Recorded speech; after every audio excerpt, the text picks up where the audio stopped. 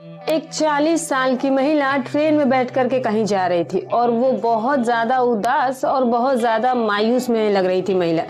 बार बार इसकी आंखें जो थी वो गीली हो जा रही थी। इसकी आंखों से झरझर आंसू बहने लगे थे। आसपास के बैठे लोग इसे इस अवस्था में देख ना ले, इसीलिए इसने अपना चेहरा अपना पल्लू से छुपाया हुआ था। मन ही मन ये काफी ज्यादा दुखी और व्यथित लग रही थी। आखिरकार ये महिला जहाँ जाना चाहती थी वहाँ उसका स्टेशन आता है, वो स्टेशन से नीचे उतरती है और बड़े ही बूझे मन के साथ बहुत ज्यादा दुखी होकर ये अपने घर की तरफ चल पड़ती है। और जैसे जैसे शाम ढलती जा रही थी इस महिला की धड़कनें ज्यादा बढ़ती जा रही थी। इसको काफी ज्यादा घबराहट का एहसास होता जा रहा था। और जैसे ही रात होती है और इसका पति घर आता है उसके बाद इस महिला की चीखें इस कदर गूंज उठती है कि आसपास के लोग वो भी हैरान थे, परेशान थे कि आखिर इस घर से इस तरह की महिला की आवाजें क्यों चीखी आ रही है, क्यों इस तरह से आवाज आ रही है। महिला अपनी जिंदगी से इतना ज्यादा परेशान हो चुकी थी कि वो कभी भी कोई सा भी कदम उठा सकती थी, या तो खुद का नुकसान पहुंचा सकती थी या तो सामने वाले का नुकसान कर बैठती थी। तो आखिर क्या इस महिला की तकलीफ थी, क्या कहानी थी, पूरी कहानी वीडियो में जानते हैं। लेकिन वीडियो में आगे बढ़ने से पहले बस आपसे वही रिक्वेस्ट है कि वीडियो को लाइक करके चैनल को सब्सक्राइब जरूर कर दीजिएगा, ताकि हमें जो है वो मोटिवेशन मिलती रहे। और दोस्तों वीडियो को लाइक करके हाइप करना ना भूले। ये दोस्तों सच्ची घटना है, उत्तर प्रदेश के लखनऊ के अंदर हुई है और वहीं की ये घटना होती है। और उसी एक इलाके के अंदर एक घर है जिसमें सिद्धि प्रकाश अपनी पत्नी मंजू के साथ रहा करता था। सिद्धि प्रसाद की उम्र 48 साल की थी और मंजू की उम्र 40 साल थी। 25 मई 2025 की यह घटना है। मंजू सुबह सुबह जैसे ही उठती है तो वो अपने बेड के ऊपर अपने बगल में अपने पति सिद्धि प्रसाद को ना देख करके ये परेशान हो जाती है। ये अपने पति को आवाज लगाती है क्योंकि इसका पति इतना जल्दी उठा नहीं करता था। जो सिद्धि प्रसाद है वो रेलवे में कर्मचारी था। कभी इसकी ए शिफ्ट लगती थी तो कभी बी शिफ्ट लगती थी तो कभी सी शिफ्ट लगती थी। 3 शिफ्टों में इसकी ड्यूटी लगा करती थी। अब जब मंजू ने देखा कि उसका पति आसपास नहीं है तो फिर उसने घर के अंदर छानबीन करना शुरू करा, लेकिन घर के अंदर भी सिद्धि प्रसाद का कहीं से कहीं पता नहीं चला। तो फिर मंजू को फिक्र होने लगी। ये सिद्धि प्रसाद के फोन पर लगातार कॉल की जा रही थी, लेकिन जो सिद्धि प्रसाद था ना तो उधर से फोन उठा रहा था और ना ही उसका कुछ पता चल पा रहा था। अब यहाँ पर मंजू काफी ज्यादा परेशान हो जाती है। ये अपने घर से बाहर निकलती है। घर से बाहर निकलने के बाद जब ये 40-50 मीटर की दूरी पर जाती है तो इसके घर के पीछे एक बहुत बड़ा तालाब था और तालाब के पास में एक गड्ढा था। गड्ढे के अंदर इसे कुछ खून से लथपथ कपड़े मिलते हैं। इन कपड़ों को देखकर ये घबरा जाती है क्योंकि ये कपड़े सिद्धि प्रसाद के थे, यानी कि मंजू के पति के थे। ये महिला और इधर उधर ताका झाकी करती है तो एक खड्डे के अंदर इसी तरह से जो सिद्धि प्रसाद है उसकी जो है वो लहूलुहान वहां हालत में सौ पड़ी हुई थी। मंजू इस चीज को देखने के बाद वहां पर दहाड़े मारकर रोने लग जाती है, चीखने चिल्लाने लग जाती है। आसपास के गांव वाले जब इस बात को सुनते हैं, इन आवाजों को सुनते हैं तो वो मंजू के पास जाते हैं और जैसे ही वो खड्डे के अंदर देखते हैं तो गांव के लोग जो थे वो भी हाहाकार मचाना शुरू कर देते हैं। कि तभी वहां के थाने के अंदर जो है वो इस पूरे मामले की सूचना दे देता है पुलिस को इस सारे घटना से अवगत करा देता है। पुलिस जब इस तरह से किसी हत्याकांड के बारे में सुनती है तो सुबह सुबह 8 बजे का टाइम था, पुलिस भी वहां पहुंच जाती है। जब पुलिस मौका वारदात पर पहुंचती है तो देखती है कि गड्ढे के अंदर एक व्यक्ति का शव पड़ा हुआ था और शव का जो सिर है वो बुरी तरह से खराब किया गया था। उसे बुरी तरह से हमला किया गया था जिससे कि उसकी खोपड़ी जो थी वो पूरी तरह से फूट चुकी थी और काफी खून बह चुका था। अब यहाँ पर पुलिस मंजू से पूछताछ करती है कि कौन है, तो मंजू कहती है कि उसका पति है जिसका नाम सिद्धि प्रसाद है, रेलवे में नौकरी करता है और बहुत ही अच्छे इंसान है। गांव वाले भी कहते हैं कि हाँ ये बहुत सज्जन व्यक्ति है, इनके किसी से कोई रंजिश दुश्मनी नहीं थी। तो आखिर किसने इनके साथ ऐसी घटना को अंजाम दिया था। फिलहाल तो ये जो शक था वहां पर जो भी मौके पर कार्रवाई होती है वहां पर वो करने के बाद पोस्टमार्टम के लिए उसे मोर्चरी में पहुंचा दिया जाता है। अब यहाँ पर ये जो सिद्धि प्रसाद है इसके शव को पोस्टमार्टम के लिए पहुंचाया जा चुका था और पुलिस तफ्तीश में लग जाती है। सबसे पहले तो मंजू से पूछताछ करनी थी, लेकिन जब तक शव का अंतिम संस्कार ना हो जाए तो घर वालों से इस तरह से पूछताछ करना एक व्यवहारिकता में नहीं आता। और दूसरी बात, घर वाले भी इतने कंडीशन में नहीं होते कि वो किसी सवाल का जवाब दे सके। पुलिस सारी प्रक्रिया के बाद ये जो शव था वो मंजू को सुपुर्द कर देती है। मंजू जो है वो इसका अंतिम संस्कार करवा देती है सबकी मौजूदगी में। सारे रिश्तेदारों और गांव वाले इकट्ठे तो पहले ही हो चुके थे। अब ये अंतिम संस्कार होने के 1-2 दिन बाद पुलिस मंजू से पूछताछ करने के लिए आती है। मंजू से जब पूछा जाता है कि सिद्धि प्रसाद की किसी से कोई दुश्मनी थी, कोई रंजिश थी, तो मंजू यहाँ पर साफ मना कर देती है। कहती है कि सिद्धि प्रसाद की हत्या की गई थी। ऐसा नहीं था कि बिना रंजिश के या बिना किसी दुश्मनी के कोई किसी के साथ ऐसा करे, क्योंकि ये हत्या इसी तरीके से किया ही गया है। उसके साथ बुरा व्यवहार किया गया था, उस पर बुरी तरह से प्रहार किया गया था भारी चीज से, और जिसकी वजह से उसकी ये हालत हो गई थी। और ये उस रिपोर्ट में भी साफ साफ लिखा हुआ था। इस पर इतना हमला करने से पहले सिद्धि प्रसाद की गला घोट करके हत्या की गई थी। अब जब पुलिस इतना कुछ देखने के बाद पूछताछ करने आती है तो मंजू कहती है कि किसी से कोई दुश्मनी नहीं थी, तो पुलिस की बात जो थी ये गले में उतर नहीं रही थी। दूसरी बात, पुलिस ने ये देखी थी कि मौके पर कोई खून के छींटे नहीं थे, जबकि सिद्धि प्रसाद का के साथ काफी ज्यादा जो है वो बुरी हमला किया गया था। इसका मतलब ये है कि उसकी हत्या कहीं और की गई थी और उसके शव को यहाँ पर लाकर प्लांट किया गया था बाद में। सिद्धि प्रसाद के जो कपड़े मिले थे उस गड्ढे में से, उसे भी साफ जाहिर था कि सिद्धि प्रसाद ने जो कपड़े हत्या वक्त पहने थे वो किसी ने चेंज किए थे, वरना जो वो खून से सने कपड़े थे वो उसके शरीर पर होने चाहिए थे, जबकि उनके शरीर पर बिल्कुल ही साफ सुथरे कपड़े पहने हुए थे। तो यहाँ पर पुलिस एक और जगह डाउटफुल थी कि कोई कातिल अगर किसी की हत्या करता है तो उसके पास इतना समय कहाँ होता है कि वो उसके कपड़े तक चेंज करे। पुलिस इन सभी चीजों को लेकर के आगे बढ़े जा रही थी। मंजू से पूछताछ करती है तो इसे कोई नतीजा नहीं निकला। तो यहाँ पर पुलिस आज ताज और गांव वाले के लोगों से पूछताछ शुरू करती है कि आप बताइए, आपके नजर में कोई ऐसा मामला हो जिसकी वजह से ऐसा हुआ, कुछ रिपोर्ट अगर आप हमें दे सकते हैं तो दीजिए। गाँव वाले तो पहले काफी ज्यादा हिचकिचाते हैं क्योंकि ये काफी ताजा मामला था और गाँव वाले नहीं चाहते थे कि कहीं से कहीं तक मंजू या मंजू के परिवार पर किसी तरह की आंच है। लेकिन बातें तो छुपती नहीं है। गाँव में से सारे लोगों ने गांव में पुलिस को समर्थन किया और पुलिस को बताया गया कि ये जो सिद्धि प्रसाद के साथ ऐसा हुआ है, अगर आप इसका कारण जानना चाहते हो कि कातिल कौन है तो आपको मंजू से ही पूछताछ करनी होगी, मंजू ही सच बता सकती है। लेकिन अब मंजू को तो सीधे सीधे पुलिस उठा नहीं सकती थी बिना किसी एविडेंस के, इसीलिए जो मंजू का मोबाइल फोन है उसे सर्विलांस पर लगाया जाता है और इसके कॉल डिटेल रिकॉर्ड निकाला जाता है। यहाँ पर पुलिस को पता लगता है कि जो मंजू है इसकी लगातार कई बार बात हुई है आकाश नाम के एक लड़के के साथ। अब ये आकाश कौन था? जब पुलिस इसकी मालूमात करती है तो पता करती है कि जो आकाश है वो मंजू का ही भांजा है, मतलब कि जो सिद्धि प्रसाद था वो इसका भांजा था। अब यहाँ पर जब सिद्धि प्रसाद का भांजा था आकाश, उसे पूछताछ के लिए बुलाया जाता है। उसे पूछताछ की जाती है कि तुम्हारी मंजू के साथ इतनी बातें क्यों हुआ करती थी। तो आकाश कहता है कि वो उसकी मामी है और मामी उसके रिश्ते में लगती है तो बातचीत तो होना कोई बड़ी बात नहीं है। तो पुलिस कहती है कि ठीक है, वो रिश्ते में तुम्हारी मामी लगती है, वो तुमसे बात करेंगी, लेकिन जो तुम्हारी बातों की इंटेंसिटी है वो बहुत ज्यादा है। रात को 2-2, 3-3 बजे भी तुम्हारी उनसे बात होती थी। कोई रिश्तेदार इस तरीके से तो बात नहीं करता है, अगर बात ही करनी होती थी तो दिन में करते, तुम्हारी तो कंटिन्यू उनसे बात होती थी और इसीलिए तो तुम्हें बुलाया गया। तो तुम दोनों का आखिर चक्कर क्या चल रहा है? साफ साफ और सही सही बताओ। यहाँ पर जो आकाश होता है अब ये बातें सुनकर घबरा जाता है और जैसे ही घबरा जाता है तो पुलिस ने इसे बॉडी लैंग्वेज से भांप लिया। फिर पुलिस ने इसे के साथ थोड़ी सख्ती करी। तो यहाँ पर जो आकाश है वो खुद को बेगुनाह बताता है, कहता है कि मैं बेगुनाह साहब, मुझे छोड़ दीजिए, ये जो भी कुछ करा वो मंजू ने करा, उसकी मामी ने करा है। अब जब उसके मुंह से ये बात निकली तो यहाँ पर पुलिस मंजू को पकड़ करके थाने में ले आती है। मंजू आती है और फिर थाने में आने के बाद वो काफी ज्यादा इस चीज का विरोध कर रही थी कि उसके पति की ऐसे साथ कांड हुआ है और उसके कातिलों को ना पकड़ करके आप मुझे पकड़े हुई, ये सारी चीजें वो पुलिस से कह रही थी। मंजू के साथ कई सारी गाँव की महिलाएं भी आई थी, लेकिन जैसे ही कि सलाखों के पीछे मंजू ने आकाश को देखा तो मंजू वहीं पर ढीली पड़ गई थी, क्योंकि अब मंजू को लग गया था कि जब आकाश पुलिस की गिरफ्त में आ चुका है तो यानी कि अब मंजू का भी सारा खेल खुल चुका है। अब यहाँ पर पुलिस मंजू को सामने बैठा थी और जो महिला कांस्टेबल है वो मंजू से कहती है कि तुम सच सच अपने आप जो कुछ सच बता सकती हो बता दो, वरना फिर अगर हम अपने तरीके पर आ गए तो तुम्हारे फरिश्ते भी बोलना शुरू कर देंगे। मंजू जब ये बात सुनती है तो वो घबरा जाती है। मंजू और आकाश को आमने सामने बैठा लिया जाता है और पुलिस इनसे पूछताछ करती है। मंजू कहती है कि जो सिद्धि प्रसाद है 8 साल पहले मंजू से सिद्धि प्रसाद की शादी हुई थी। जब सिद्धि प्रसाद से मंजू की शादी हुई तो सिद्धि प्रसाद जो थे बहुत ज्यादा खुशमिजाज और बढ़िया इंसान थे। मंजू को वो हर तरह से खुश रखा करता था और यहाँ पर सिद्धि प्रसाद की इनकम में भी कोई कमी नहीं थी, क्योंकि सरकारी कर्मचारी था, इसलिए वो मंजू की हर ख्वाहिशों को पूरा करता था। मंजू भी काफी ज्यादा खुश थी। यहाँ पर सिद्धि प्रसाद की धीरे धीरे मंजू के साथ जब जिंदगी आगे बढ़ती गई तो फिर उसकी एक आदत पड़ गई कि वो शराब पीना शुरू कर देता है। अब यहाँ सिद्धि प्रसाद नशे की हालत में घर पर आता और मंजू के साथ वो सारा काम करता तो फिर मंजू का पारा हाई हो जाता था।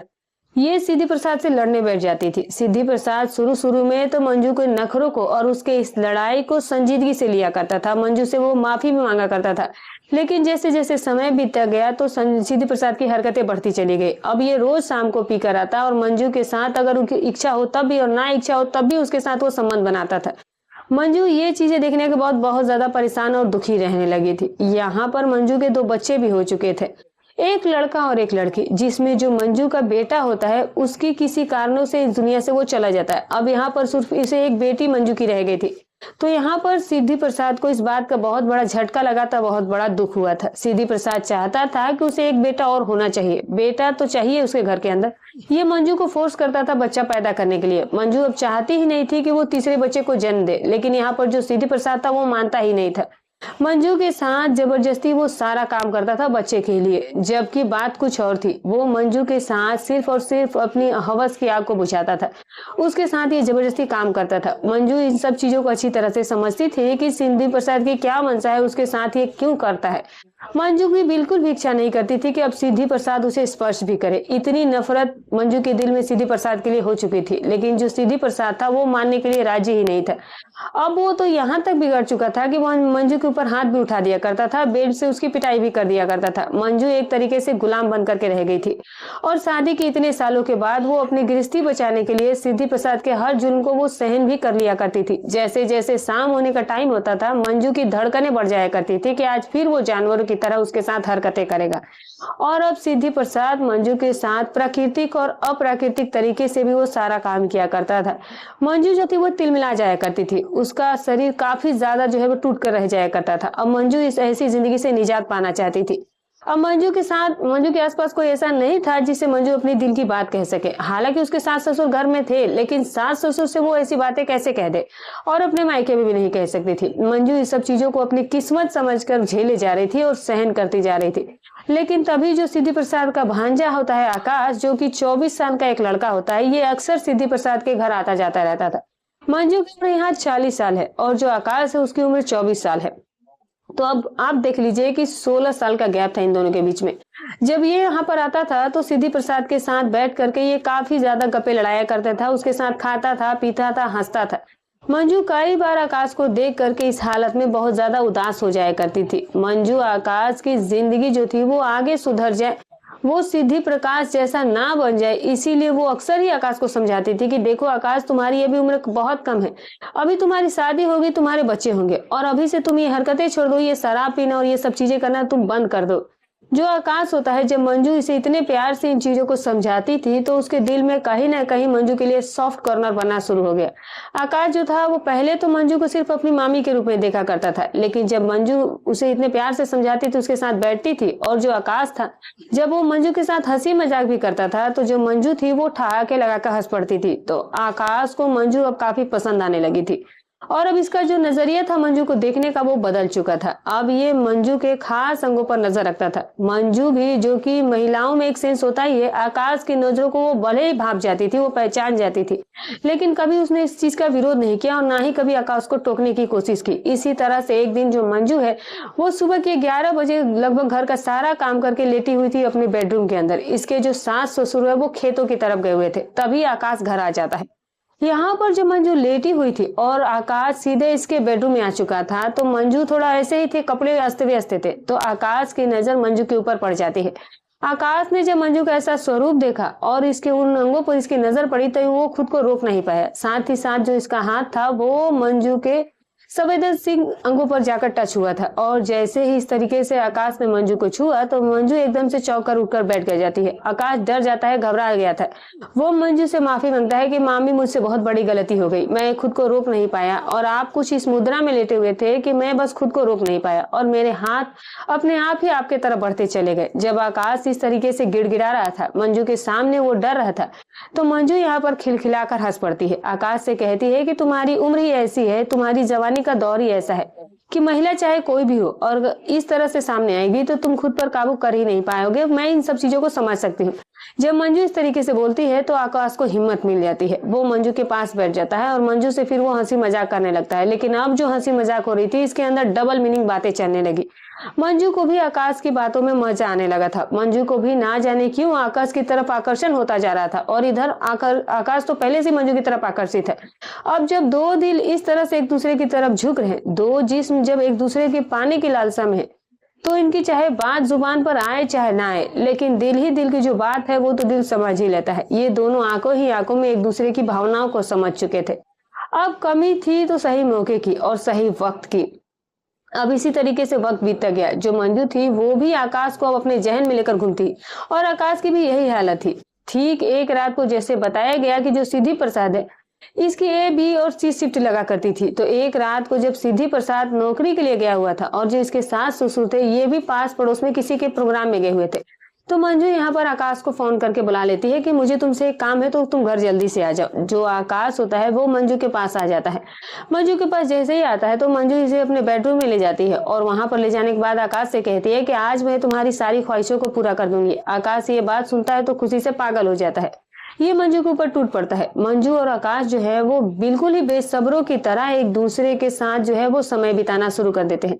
यहाँ पर आकाश का फर्स्ट टाइम था तो इसकी खुशी का ठिकाना नहीं था। इसको आनंद की ऐसी अनुभूति हुई थी जो इसने पहले कभी किया नहीं था। और जो यहाँ पर मंजू थी उसे ऐसा अनुभूति हो रही थी जैसे कि उसकी ये फर्स्ट बार हो और वो एक नई नवेली दुल्हन हो। किसी पुरुष के साथ उसने पहली बार ऐसा किया हो, क्योंकि काफी सालों के बाद कोई ऐसा प्यार करने वाला व्यक्ति मिला था जो कि उसे प्यार से इसके साथ वक्त गुजारा था, इतने प्यार से समय काट रहा था। मंजू की भी खुशी का ठिकाना नहीं था। अब ये सिलसिला जो एक बार शुरू हुआ तो उसके बाद ये इनका सिलसिला चालू हो ही गया। यदा कदा जब भी समय मिलता तो ये सारा काम करते थे। अब आकाश जब इस तरीके से मंजू के पास आने लगा तो आस पास वालों की जो नजरें होती है वो तो सीसीटीवी कैमरा होती है, वो इनके रिडार से कोई ऐसा संबंध बच ही नहीं सकता। जो आस पड़ोस के लोग थे उनको तो पूरा पूरा शक हो ही चुका था मंजू और आकाश की जो रिश्ते के बारे में, जो रासलीला थी। लेकिन आस पास वाले बोले भी तो बोले किसे। मगर एक दिन सिद्धि प्रसाद से जो पास आस पड़ोस के लोग होते हैं वो इस चीज को कह देते हैं कि आकाश का तुम्हारे घर पर आना कुछ ज्यादा ही हो गया। वो जब तुम्हारे माता पिता घर में नहीं होते, तुम नहीं होते, सिर्फ मंजू ही घर पर होती है, तब आकाश जरूर आता है। या तो मंजू उसे फोन करके बुलाती होगी, क्योंकि इतना संयोग तो हो ही नहीं सकता है कि घर में कोई भी ना हो और उसी वक्त आकाश का तुम्हारे घर पर आना हो जाए।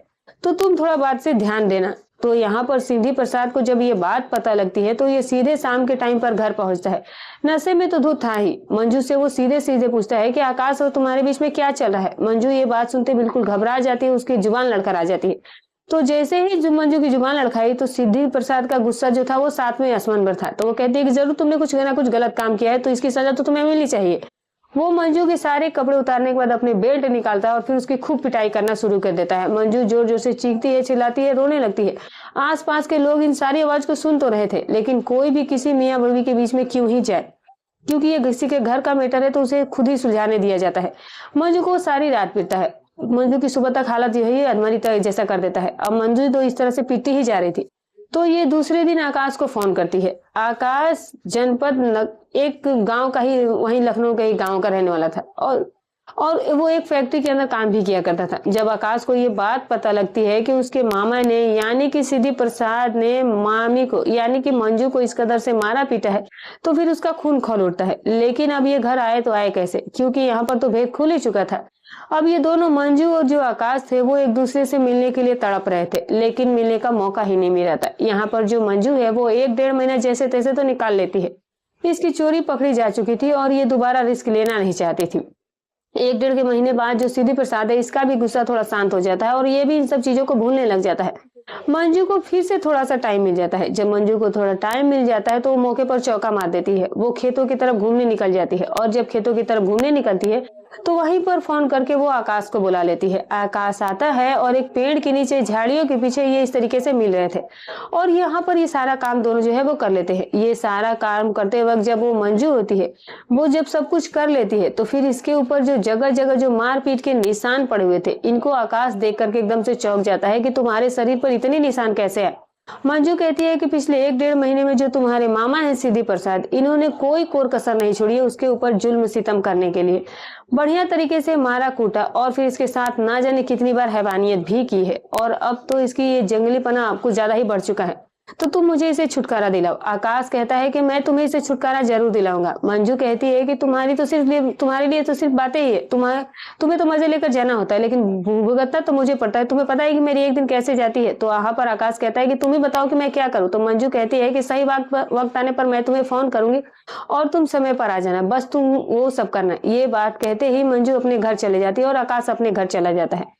अब इसी तरीके से 24 मई 2025 की रात मंजू जो होती है वो आकाश को कॉल लगा देती है कि आज तुम्हारे जो मामा है सिद्धि प्रसाद, इसको मैंने अपने हाथों से कुछ ज्यादा ही ड्रिंक करवा दी है और अब इतना बेसुध होकर ये सोया हुआ है कि अब इसे कोई हिलाएगा उठाएगा तभी भी ये उठेगा नहीं। तो तुम जल्दी से आ जाओ और आज की रात तुम और मैं हमेशा के लिए एक हो जाएंगे। इसके बाद जो आकाश था वो भी मंजू की खूबसूरती पर तो पहले से ही फिदा था। चाहे मंजू उसकी मामी है, वो उम्र में 16 साल बड़ी है, लेकिन जब इस तरह के रिश्ते कायम हो जाते हैं तो रिश्ते और उम्र इस चीज का, इन सब चीज के बीच में कोई बात रही नहीं जाती है। तो ऐसे ही आकाश के लिए ना उम्र और रिश्ते का मतलब था और ना ही मंजू के लिए। इन दोनों को तो बस एक दूसरे के देह से ही मतलब था। रात के 11:30-12 बजे के आसपास जो आकाश होता है वो अपने एक दोस्त संजय के साथ मंजू के घर पर आता है। मंजू जो थी वो गेट खोल करके बिल्कुल इनका स्वागत करने के लिए खड़ी थी। ये दोनों घर के अंदर एंटर होते हैं। मंजू बताती है कि बेडरूम में वो सोया हुआ है जो सिद्धि प्रसाद है, और जाकर के तुम अपना काम करो। इन दोनों के हाथ में जो थी वो नायलॉन की रस्सी थी।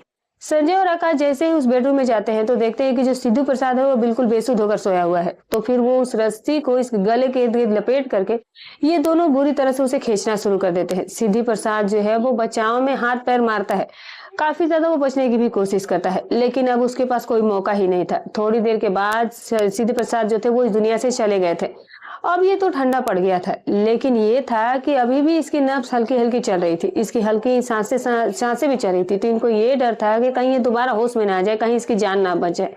तो इसीलिए जो आकाश होता है ये हथौड़ा लाता है, और हथौड़ा लाने के बाद वो उसके सिर पर जो है वो लगातार कई बार जो है वार किए जाता है, और फिर वहीं पर वो सारा कांड करता है। और फिर उसके बाद ये जो तीनों हैं, मंजू, संजय और आकाश, जो होते हैं रात के 2-2:30 बजे के आसपास सिद्धि प्रसाद को वहां से उठाते हैं, और उठाने के बाद जैसे ही थोड़ी दूर सरकाते हैं तो फिर उसके जो खून था वो रिस जाता है। तो मंजू यहाँ पर उसके कपड़े चेंज कर देती है सिद्धि प्रसाद के, और जो इसके पुराने कपड़े थे उनको वो पोटली बना लेती है। अब ये तीनों इसे ले करके उचित जगह की तलाश में निकल पड़ते हैं कि कहां पर इसे डंप किया जाए। तो इसके घर के पीछे ही कुछ 50 मीटर की दूरी पर एक तालाब था, और तालाब के पास में कई सारे ऐसे छोटे छोटे खड्डे बने हुए थे। तो एक खड्डे के अंदर सिद्धि प्रसाद के जो कपड़े थे वो डाल दिया जाता है, और दूसरे खड्डे के अंदर जो थोड़ा लंबा चौड़ा था उसके अंदर सिद्धि प्रसाद को डाल दिया जाता है। और फिर ये घर वापस आ जाती है। मंजू के घर वापस आने के बाद पूरे कमरे की साफ सफाई करती है, बेडशीट वगैरह चेंज कर देती है, और जहां जहां भी थोड़े से भी दाग थे उसे धोना शुरू कर देती है। सुबह तक मंजू सारा काम निपटाने के बाद आराम से सो जाती है, और जब सुबह इसको लगता है कि अब एक्टिंग करने का टाइम आ गया है तो फिर ये अपने पति को ढूंढते हुए घर से बाहर निकलती है। और जब पीछे की तरफ जाती है तो इसे तो पहले से सब कुछ पता था। वहां जाकर के ये दहाड़े मार करके रोना शुरू कर देती है। पुलिस मंजू और आकाश की सारी बात सुनने के बाद इसके घर पर आती है, और फिर इसके घर की पूरे घर की जब फोरेंसिक टीम जांच करती है तो घर के फर्श पर, बेड पर और दीवारों पर कई सारे जगहों पर सिद्धि प्रसाद के जो है ब्लड के स्टेन मिले थे। वहां से वो हथौड़ा और नायलॉन की रस्सी भी पुलिस बरामद कर लेती है, जहां पर मंजू, आकाश और संजय जो थे इन तीनों को ही गिरफ्तार कर लिया जाता है। यहाँ एक खुलासा और होता है कि जो संजय होता है ये सारे काम में इनकी सहायता करने के लिए 50,000 रुपए मंजू ने संजय को दिए थे। तो पैसों की लालच में ये जो लड़का था ये भी इनके साथ हो लिया था। खैर, पुलिस अब इनको गिरफ्तार करके इनकी चार्जशीट अदालत में पेश कर देती है, और अब ये हाल ही का ही मामला है। इनका जो मामला है वो अभी कोर्ट में है। अब कोर्ट इन्हें क्या सजा सुनाता है ये तो वक्त के घर में है। तो दोस्तों, ये थी आज की सच्ची घटना। तो दोस्तों, हमारी कहानी सुनाने का उद्देश्य किसी की भावनाओं को ठेस पहुंचाना नहीं, ना ही किसी के दिल को आहत करना है। बस केवल आपको सतर्क करना, आपको जागरूक करना है। तो फिर मिलूंगी कल एक और नई रोचक रहस्यमय सच्ची कहानी के साथ। तब तक अपना और अपने परिवार का ख्याल रखें।